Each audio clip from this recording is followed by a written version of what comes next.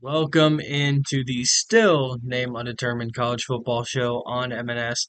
I'm Will, and I don't have Matt with me today, but I do have a super late to the party reaction to the Alabama Georgia game. And then I've got some game breakdowns that I want to get into for this upcoming weekend. And of course, I'll have my updated Heisman rankings. Not that that really matters, but I think it's fun. So, real quick, let's get into it. I think the game of the year was probably played this past weekend, and that's not to say we won't see better football games played throughout the year. That's not even to say that there haven't already been better games played throughout the year. Alabama Georgia is typically a matchup that will define a college football year, and the fact that there were so many iconic moments in this game and storylines and takeaways, yeah, this is a perfect amalgamation of this college football season, I think, because these teams will also be there at the end. Maybe not the same capacity, but they will be. So, that being said, I quickly want to jump in and just say I feel very vindicated because everything that I have said about Jalen Milroe leading up to the season, I feel like it's being validated at this point in time. Dude played awesome. Georgia simply did not have an answer for any aspect of his game in the first half. And Kirby Smart put it pretty simply. He said there's not really a way to defend him. If he's on, he's on. And he's that caliber of athlete, and he showed that. And this is another thing about Jalen Milroe. He's clutch. He stays in it because here's the thing. Later in this game, the tide shifted, ironically. But the momentum shifted big time. And a lot of times you see guys get rattled. And we will talk about Carson Beck and how I feel like he had a pretty big get up off the deck type performance in the second half. But I think it's equally as impressive that Jalen Milroe stayed calm even when things started to unravel. He stuck to the script. He did what he had to do. And of course, later in the game, he made the big throws. So, anyway, that being said, uh, Alabama, as everyone knows by this point, rattles off four consecutive touchdowns in the first quarter on their first four possessions. Georgia has absolutely no answer for it in the first quarter. Here's the crazy thing because Bama would go on in this game to be penalized 10 times. I believe three, if not four, of those penalties came on the first drive. And that's when I knew that this probably wasn't going to go well for Georgia because Georgia's not a team that you should be able to avoid or afford to get penalized against. Bama got penalized three times in critical positions, and they still drove right down the field. And that's when I sat and I said, "Oh, uh-oh!" Like Georgia is already on their heels, and we've talked about on the show, and everyone has talked about on their shows ad nauseum about how Georgia doesn't have the same depth, especially on the lines of scrimmage, that they typically do.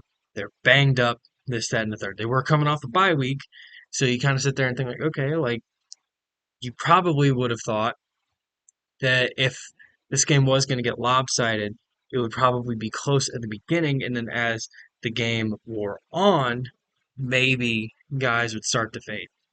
Complete opposite. So Bama drives down what I would say relatively effortlessly. Uh, their first four times touching the football. Um, and Georgia's offense was completely disjointed. And I do have concerns about that offense, Carson Beck specifically moving forward, because there Alabama didn't do anything all that special. They just have similar caliber of athletes to go up against Georgia, and Carson struggled early. Now, if you didn't watch the game, which why?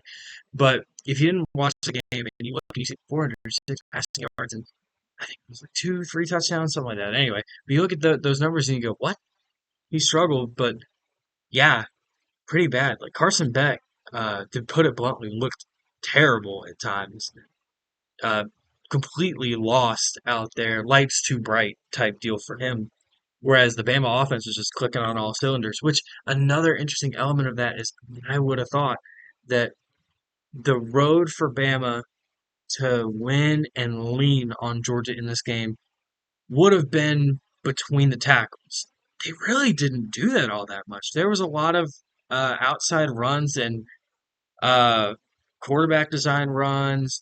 And the other thing that was somewhat involved in Alabama's passing game, which is a big deal if you've been following Jalen Milroe as a prospect, the intermediate passing game. It's not, they didn't lean on it, but it certainly was there. And that's never been a strength of Jalen Milroe. That's never really been a strength of the Alabama passing offense for the past, really, maybe 2, 3 years ish. Like I wouldn't even say that it was a big part of their game under Bryce Young, uh, which I mean, it typically isn't when your quarterback doesn't have the strongest arm anyway. But Jalen Milroe obviously does, he has a cannon for art firm. So, uh, we saw Jalen Milroe work every layer of the field, and if that continues to develop throughout the year, that's your number one overall pick right there. There's not a quarterback that will match his athleticism, and I already personally, if I were taking a quarterback in this class, I wouldn't take one first overall, but I'd probably take Jalen Milroe. I like him a lot. For me, it's Jalen, either Shadur or Cam Ward behind them right now, and Quinn Ewers maybe factors in the conversation as well. Uh, so the other thing I want to talk about on Alabama's offense, because I won't be able to talk about him later because he didn't play deep into the game. He's got hurt. Obviously, the Bama wide receiver that everyone is talking about is Ryan Williams, and I will talk about Ryan Williams. But I want to give my flowers to Kendrick Law because that is a guy that I've clearly been underrating for a long time. Now you might be saying, Kendrick Law, he didn't do anything. He barely played. I think he got injured in like it was either the late first quarter, early second, I think. Yeah, but what I saw first off, he has every physical characteristic you could want. Like he's big, he's lengthy, he's fast, he's quick. I think he has a pretty good catch radius. I need to watch more film to like truly evaluate that. But just based on the limited sample size that I've seen of him in the few games I've really sat down and watched him play, I feel that way. And he is physical, man. The one clip of Kendrick Law that everyone has seen was him absolutely bullying Malachi Starks, right? And Malachi Starks, that's not like, yeah, I mean, I know it's a DB, so people say like, oh, well, I mean, your job as a wide receiver is to block a DB. It's Malachi Starks, man. Also, what wide receivers can you think of off the top of your head that are like road graders like that, you know? So Kendrick Law, I just want to say that I actually do think that he is an NFL caliber receiver. And look, I've just been slow to get on these Alabama receivers since Jameson Williams and John Mechie. I just like I don't know, I haven't been super high on them, and like now we're seeing like Ja'Cory Brooks going out to Louisville and showing his true potential. Trayshawn Holden, he's had good moments at Oregon. Isaiah Bond, I thought he had a good year last year. I liked him as a player, but I didn't love him. I talked about that on the preseason sort of warm up show we did, and he's been an absolute star at Texas. And I feel that way about Kendrick Law, and I think part of it is just because they weren't the guys that I expected to break out in that class. I think everyone probably expected Ajayi Hall, and that's been a really sucky story so far. I really hope Ajayi can figure things out. But neither here nor there. I just wanted to give my flowers to Kendrick Law. I also want to give my flowers to the Alabama offensive line unit in general because this probably is actually not the strongest unit, or at least defensive line unit that they'll face all year. Now Georgia did have Michael Williams back, but mm, I don't know if Michael was fully healthy. He looked fine, but not necessarily a star level player, and I wonder if maybe he was back a little bit early. That's neither here nor there. Um, so I want to give a lot of credit to them, and actually I want to give a lot of credit to Georgia's offensive line unit as well because I thought that they played a relatively complete game. It wasn't their best game by any means. I thought they looked a lot better than they did against Kentucky. So there's that. Um, but anyway, kind of just to follow the game script. Alabama, bang, bang, bang, bang. Before you know it, it's 28-0, and Carson Beck looks absolutely terrible. I could not believe what I was watching. Now, eh, I've never been one of the people that thinks Carson Beck is like a number one overall pick kind of quarterback.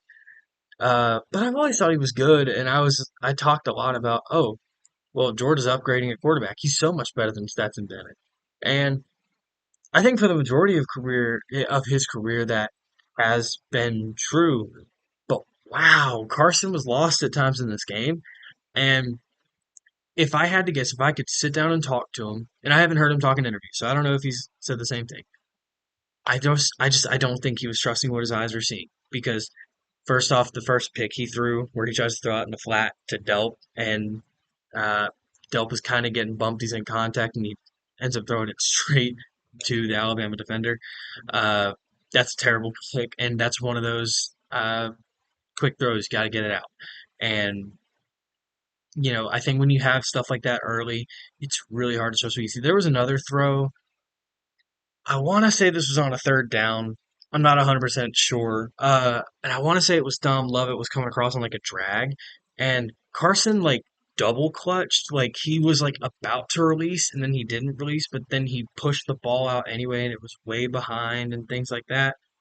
I don't know why I said things like that, and I kind of watched that and I was like, oh no, what's going on? So I feel like there was a lot of second guessing going on, and then as he tried to break out of that, I think instead of just making the proper reads and gripping and ripping, I think maybe he was at times trying to either lean on what he saw pre-snap or know nothing pre-snap and try and just adjust after the snap because the second pick he threw was also pretty inexcusable. There just was not a passing lane there.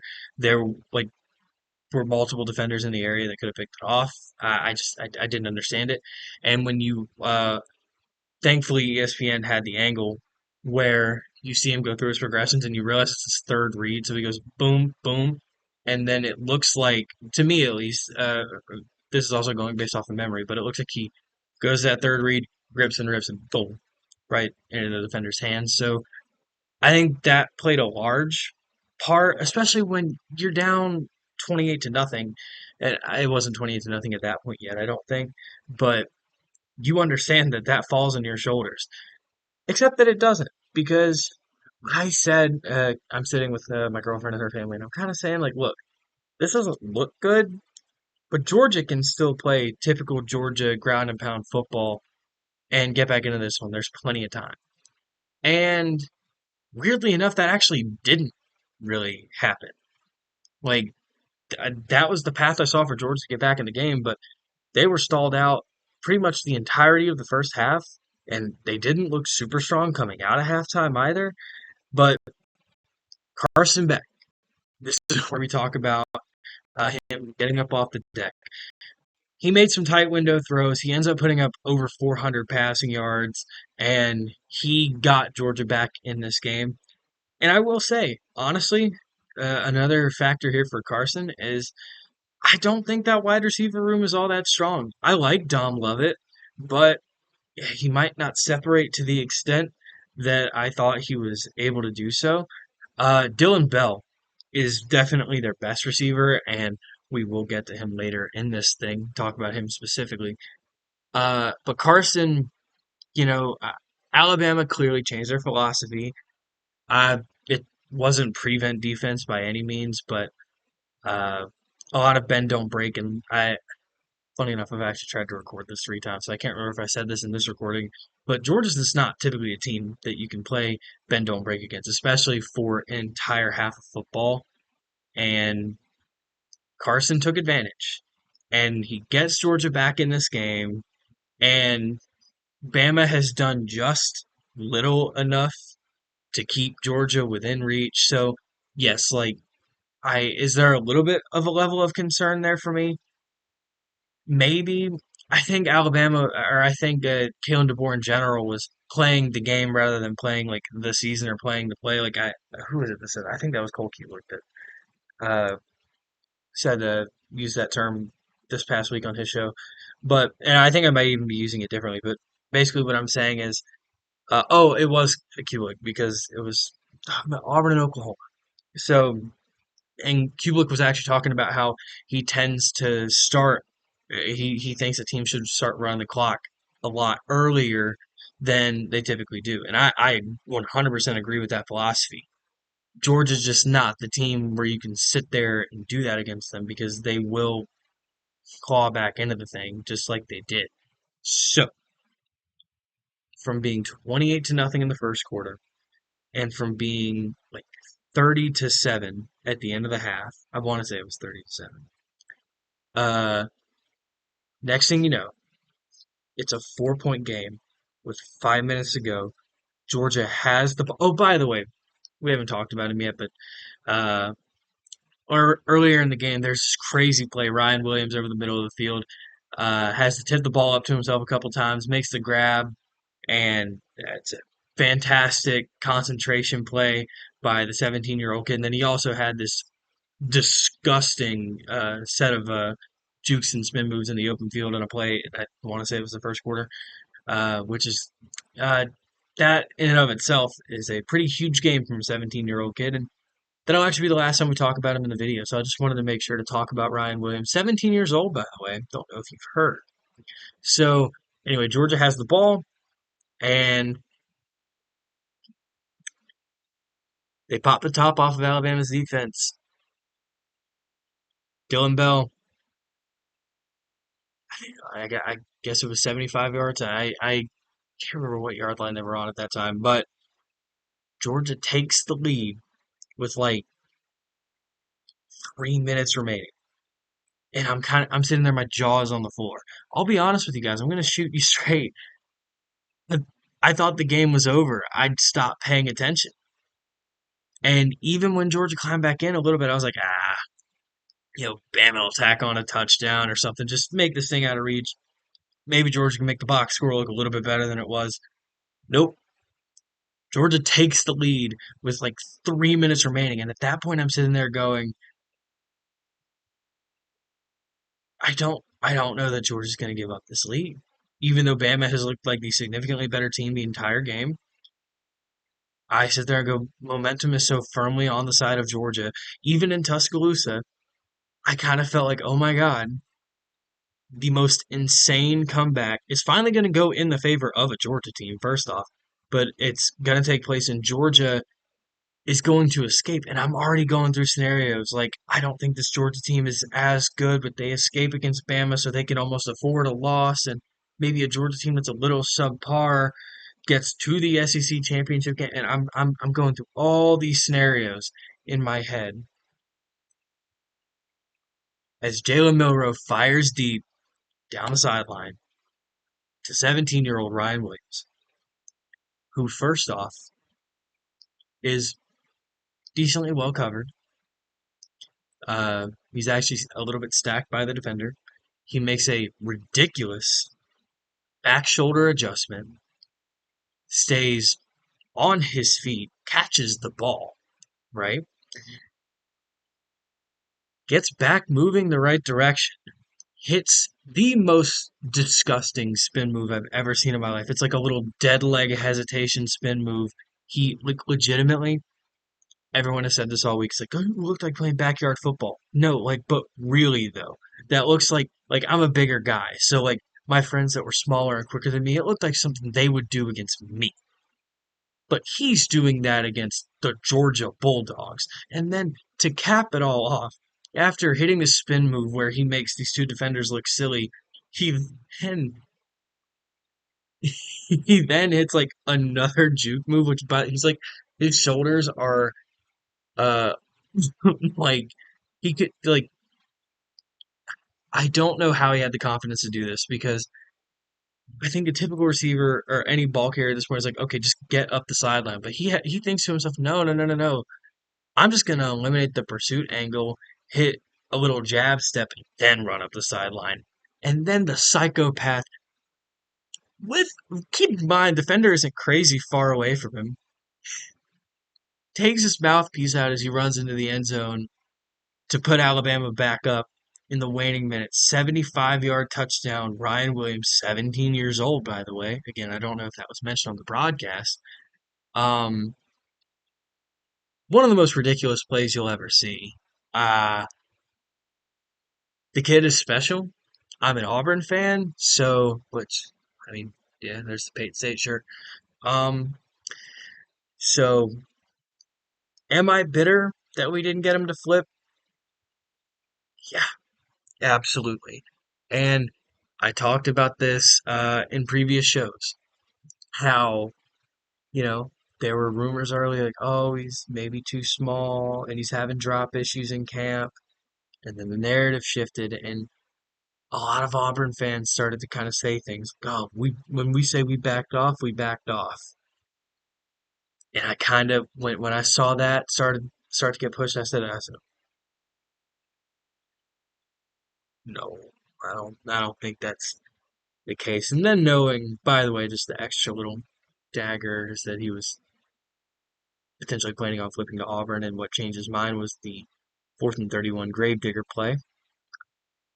One of the worst moments in my human existence, right? But Ryan Williams puts the Crimson Tide back on top, but he doesn't ice it. He doesn't ice it because Carson Beck and the Bulldogs play the best football they have the entire game when they get the ball back. They drive down the field, and once again, I think momentum is back in the favor of Georgia, and I'm pretty confident.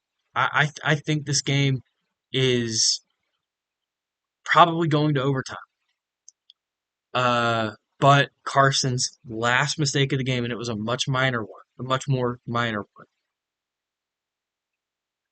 Opposite hash, tries to go back shoulder towards the pylon, floats it a little bit. And the other freshman number two for Alabama, Sabian Brown, uh, who, by the way, I love the approach here because he takes on a bigger receiver and instead of playing into his game, which would be like playing physical with him, he kind of just stays off like and puts himself in position to make a play, which that's major confidence to do because another factor of that is like if this ball is a little bit better thrown, maybe it's thrown towards the back pylon or there's a little more zip on it, he's out of position to make the play. But since it floats a little bit, he effectively catches a back shoulder ball to ice the game for Alabama, and the Tide escape. So what are the implications here? On one hand, but I just want to say, nothing to be ashamed about if you're Georgia. The fact that you got back into the game is a marvel. Uh, they played a terrible first half of football, and coming off of an entire Kentucky game where they looked wildly unimpressive, I have concerns. And they rallied back. They did what they had to do. But I am just going to quickly say a lot of what they were able to do in the second half was because of Alabama's philosophical shift. I tend to feel that had Alabama maybe continued to approach the game defensively the same way they had in the first half, I don't know that this game would have gotten close again. And that's not to say that Carson didn't have to make tight window throws. He absolutely did. But I don't know how much of what he did in the second half is going to translate even to the Auburn game this weekend, or how much of it's going to translate against Texas in 2 weeks. I don't know. I think we find out a lot about Georgia in the Auburn game this weekend because, yeah, they open up as like a 24.5 point favorite. They're at home. Georgia has no business even being in the same zip code as Auburn. But what if they are? And if they are, that might be who they are this year. Because did they just come out and play poor against Kentucky and escape and then have a messy first half against Alabama, then to just roll the rest of the year and maybe get back to Atlanta, maybe get some revenge on Alabama? Or is this team maybe not the preseason conference favorite that everyone thought they were? I don't know. I tend to think that Georgia might not be done losing. Now, that next loss could be in the SEC championship game. That next loss could be this week. It won't be. That being said, Alabama. Um, I think some people were a little bit upset they moved to number one in the AP poll, and I think some people certainly still have Texas as being the favorite in the SEC. I understand that. Alabama to me is a significantly better team. Uh, Now I think Texas can scale, and by the actually sorry, significantly better team is a wild thing to say. I think Alabama is at least a little bit better than Texas. I do very much look forward to the prospect that we could get Texas and Alabama in Atlanta for the SEC championship game.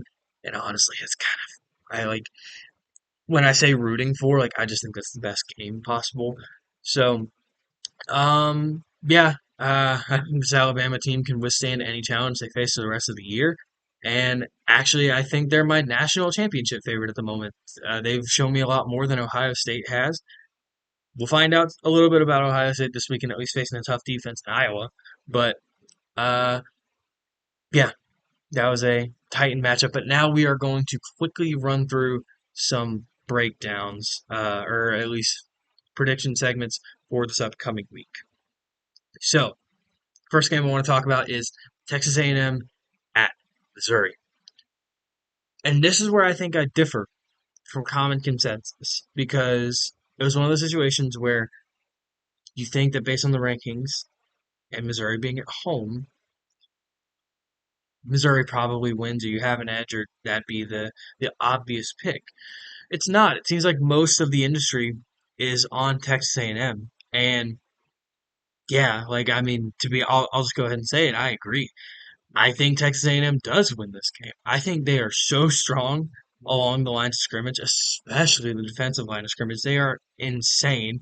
The Shamars and Nick Scorton, that might be that is some of the most deadly line of scrimmage talent that you can throw together on a college football roster, man. So don't know how Missouri stands up to that. Now, I will say I like Missouri's offensive line, even though I don't believe they have played up to the caliber that they can, but that's a tough task right there, man. The part where I differ on this thing is I've seen people saying sort of like, oh well, if there's one edge Missouri has is the quarterback. I disagree. I actually think regardless of who Texas A&M starts, I think they might have the quarterback edge. First off, Brady Cook has not looked good all year. I've never been super high on Brady Cook. Now, and for his sake, I hope he does. Brady Cook could come out this week and shut me up. He could withstand pressure, and he could absolutely dice up Texas A&M secondary. And we could be sitting here talking about, oh wow, Brady Cook, most underrated player in the conference type deal. I don't see it. I really just don't see it. Now I will say, obviously Missouri has a pretty ridiculous receiver core featuring the guy who probably is the best receiver in the country, Luther Burden, maybe he's one of them, maybe the best receiver prospect in the country at least for this upcoming draft. Um, So they've got him, Theo Weiss. Oh my God, I cannot remember his last name, but Mookie. I feel disingenuous saying, "Oh yeah, guys, you know Mookie." But I want to say Mookie Stewart. Sorry, I'm recording this at like 6:30 in the morning. Point is, they have the receiver talent, and they have a quarterback that has played some really good games. They have an offensive line unit that's played some really good games. So maybe they lean off that home crowd and they pull off the upset because it is an upset. Texas A&M is favored in this game, but knowing what I now know about like odds, I think they're favored by like 2.5. So that's actually a pretty big deal because that actually never mind that actually means like on a neutral field they'd be favored by like 5.5, something like that. But anyway, point is, I think Texas A&M is the better team. Now I don't know which quarterback is starting. I don't know if it's Marcel Reed. I don't know if it's Connor Wegman. I will tell you this. I think I'm one of the few people that has completely not dumped on Connor Wegman. I think he played a bad game in week one, but the guy hadn't played in 11 months or something like that. Yeah, I guess it would have been 11 months because it was like week four last year that he got hurt. He hadn't played in 11 months, and it was against a really tough Notre Dame team, especially their secondary. So, but now, I mean, I will say with him having been out, again, has that rust been completely knocked off? Because he had the one game against, I don't even remember who they played in week two, but Cupcake. Um, and Marcel Reed. Marcel Reed is a winner. He is a guy that you can formulate a game plan around to win, and I think he'll stick to the script. So that's why I think regardless of who starts at quarterback, I tend to think probably both guys will play, uh, especially if one or the other struggles, obviously. But I don't think it necessarily takes one or the other struggling for both of them to see the field. I just think Texas A&M is a stronger team. I think they're going to probably lean on Missouri. So I'm going to go ahead and take that one. I will say it does. Josh Pate mentioned this on his show, but it does kind of scare me when everyone in the industry seems to pick the upset, like sort of like the outside the box thing that you thought might be outside the box. So I am reevaluating a little bit, but I'm sticking to my guns. I think Texas A&M takes home the win over Missouri. Now, this is the game I'm excited to talk about because this is the first game where I really have sort of like film evidence, to dive down and say why I think this result will take place. So we got Ole Miss going to South Carolina. Obviously, Ole Miss is coming off of a huge letdown spot at home against Kentucky. Kentucky had not beaten them at Vaught Hemingway Stadium since like the 70s. And this is supposed to be like the best Ole Miss roster of all time. Now, awesome rosters lose games. Look at Georgia.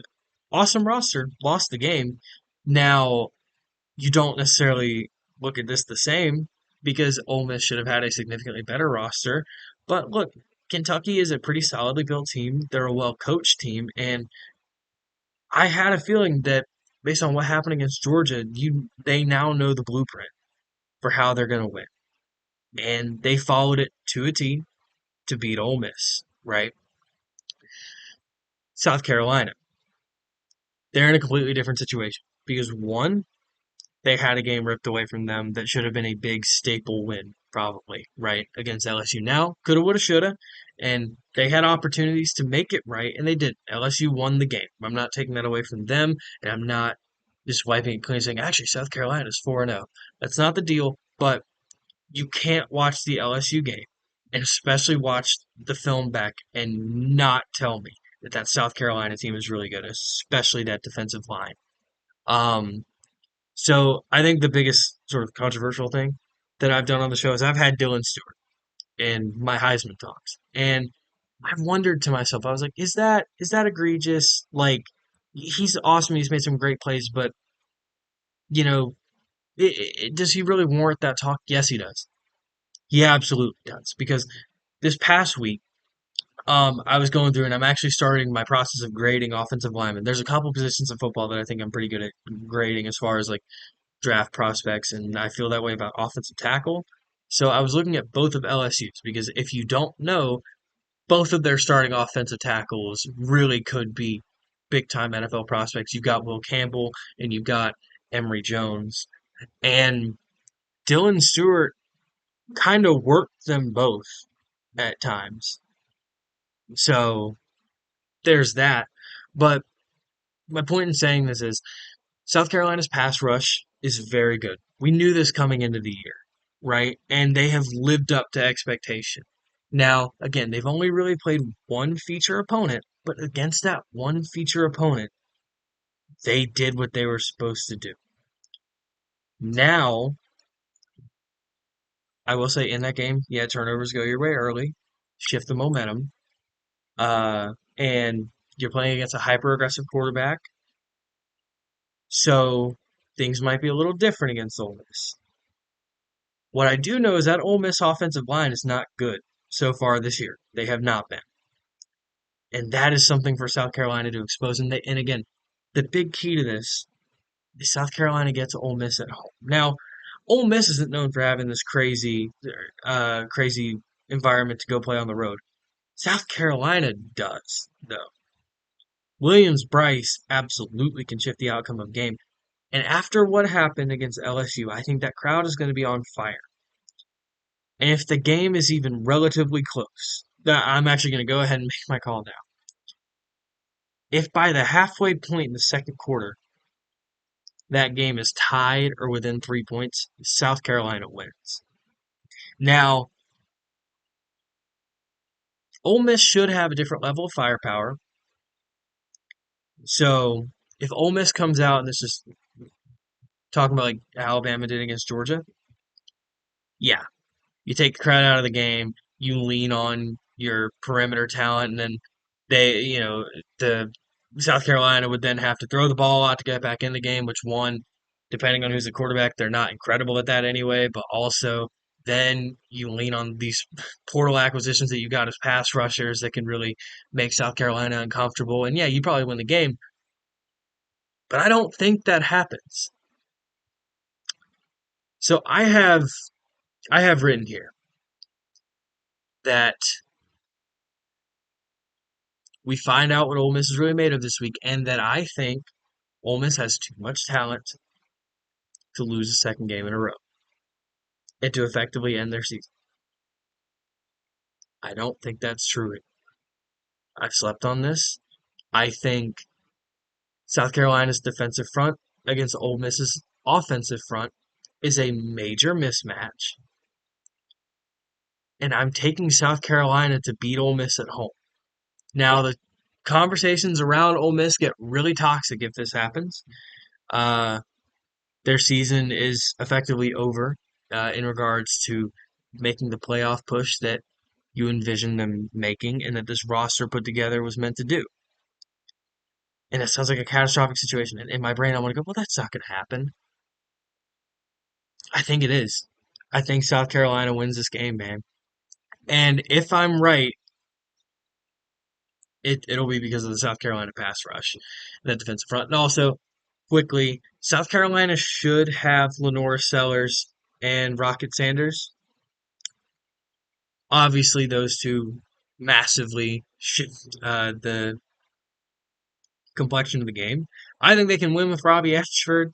I wouldn't necessarily pick them to win. So this partially is banking on the fact that they'll have the starting quarterback back and they'll have Rocket Sanders back. But I think South Carolina beats Ole Miss. They get them at home. Quickly, I'll talk about Iowa and Ohio State. Uh, there's some people that are kind of pointing to this game like, "Ooh, is there potential for a game here?" Iowa's defense is really good. They haven't played Ohio State. They haven't. Maybe this thing looks messy early. I think I take Ohio State to win and cover pretty dominantly. Florida State and Clemson is an interesting one because the narratives on both teams have completely flipped. Because coming into the year, it's all about how Clemson has refused to use the portal, and we'll find out in week one what that team really is. Well, we didn't because they got blown out in week one, but since that point, they've looked pretty incredible, and I tend to think that they are pretty incredible. I think that playing Georgia in week one happens to just be an anomaly. Ask 2021 Oregon. You know what I mean? Uh, Florida State, preseason favorite in the conference. They're abysmal. They are bad at every phase of the game. However, they are starting Brock Glenn at quarterback, and sometimes quarterback change can galvanize a team. If it's in this team's DNA to win, if they have winning football in them, they will show it this week. I think they host Clemson. Yeah, I think they get Clemson in Tallahassee. I think Clemson wins the game. The spread on it's like about, I think it's around 14. If Florida State covers, right, then maybe they pose a challenge to some of the other teams in the ACC down the stretch and they can be a season record. But we find that out this week. Like, they're dead and buried, but maybe they can stick the hand out of the dirt. We'll see. Tennessee and Arkansas. This is an interesting game because on paper, Tennessee should not have much of an issue with Arkansas. Now, Arkansas is coming off of a heartbreaking loss to Texas A&M, which eh, you hate that you have to say that about them every year, but that's just what happens. It's another game that you feel like at least one unit, in this case their defense, did what they needed to do to win, and for some reason just could not pull it out. I think since I could be wrong. I think since joining the SEC, I think Arkansas has beaten A&M once. Um, so they're coming off of that. It's a home game for Arkansas, so stadium should be on fire, I would think. And Arkansas has always, to me, even going back to the Brett Bielema days, that has been a team that will show up for a game, especially after a heartbreaking loss in sort of like wounded animal mode, even if they don't have true aspirations or visions of doing anything major down the line in regards to the playoffs. So I do think they'll come up with their heads on fire, but it's not typically in their DNA to win that game. So I think this game could be competitive. I would take Tennessee to win. There certainly is a path for Arkansas to win and do something crazy. I don't think that really, I don't see it being super realistic that Arkansas wins the game. But hey, I gotta be honest, I kind of hope they do. I've always had a soft spot for Arkansas. And also, by the way, just to be clear, I'm not a Mizzou hater either. I'll go ahead and tell you, I would rather Mizzou beat Texas A&M as well. I just don't see those results happening personally. Uh, the honestly, the only game that I predicted so far that I'd actively prefer the team that I predicted to win is South Carolina, and that's because I really like Shane Beamer. I love Rocket Sanders, and I love Dylan Stewart. That's kind of why. So, the last game I'll touch on before I go into the quick Heisman rankings is the iconic woke versus Coke matchup with Miami traveling out to Cal. This could be an interesting game. Miami looked very sloppy and uncoordinated against Virginia Tech, and they got absolutely bailed out. Cal plays razor tight. They are a well coached team. They're a veteran team. They made Auburn look pretty bad, which, to be fair, Auburn makes themselves look bad, but they at least were there. They were warm bodies in the stadium for, at that point, Peyton Thorne to throw the ball to. So, there's that. But in all actuality, I think they're a pretty well coached team. I think they're a pretty decent physical team. Now, I mean, they should not remotely have the athletes to run with Miami, right? But then again, there's not many teams that should. Virginia Tech really shouldn't. But sometimes it takes a unfortunate call right at the end of the game for a team to be able to out athlete the other team. So I'm not banking on that with Miami. What I am banking on is that they are well coached. I know people look at the sort of nonchalant way that Cam Ward plays and how they're constructed through the portal, and say that you wonder if it's in their DNA to be super well coached and refine themselves into step and third. I promise you, they are going to answer the call. And now it would be really unfortunate if they did because I feel like a big old idiot. But hey, that's what the whole point of recording this thing is, right? And I know it's been a long episode, so I will just real quick say, yeah, I think Miami wins the game. I could see it maybe being closer early, but I think Miami probably pulls away. Quick Heisman leaderboard. Jalen Milroe finally taken my top spot. Uh, yeah, again, preseason Heisman favorite for me. And yeah, I mean, I'm sorry, you can't watch the George game and, in my opinion, not come away with the conclusion that that's just that's just him. Uh, See, okay, I was looking at my notes because I couldn't remember if I wrote it down because I felt I've been debating this a lot, but no, I'm gonna stick to my gut. Travis Hunter is that runner up to Jalen Milroe, in my opinion. Travis Hunter has single handedly shifted the outcome of every game that he has played in for the better on both sides of the ball. He's an absolute freak. And I would love it if this thing were to come down to him and Jalen, based on what we've seen so far. I think they're about equally deserving. I would lean Jalen Milroe just because of the level of competition. But Travis Hunter, man, he's an absolute freak. And then behind him, speaking of absolute freaks, Ashton Genty. Uh, I've always had this worry, like all years, like, oh, this is so fun to watch, but does it translate to the next level? Well, guess what? It does not matter if it translates to the next level in college football because he is dominating as a college football player. Ashton Genty is an absolute freak. He is an efficient runner. He breaks tackles like it's a hobby. He's insane. So Ashton Genty at 3, and then just because I can't in my right mind drop Quinn Ewers completely out of it. Quinn Ewers is still my 4. That could change, but I'm going to keep him at 4 for now. And of course, everyone knows the other players in consideration. I still would have Dylan Stewart in this consideration. But that being said, I will go and get y'all out of here. I thought I was going to keep this under 20 minutes. No, no, no, no, no. Sorry about that, guys. Thanks for watching. Please, if you enjoyed, leave a like and subscribe. I will see you back on this show next week. We should have the Shifter, the NASCAR podcast out here soon as well with Matt on that one. So please go check that out.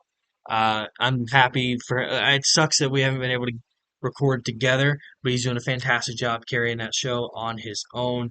So please go check that out. Leave a like, subscribe, and I will see you next time. Then here's the awkward moment where I'm searching for the button to turn off the recording.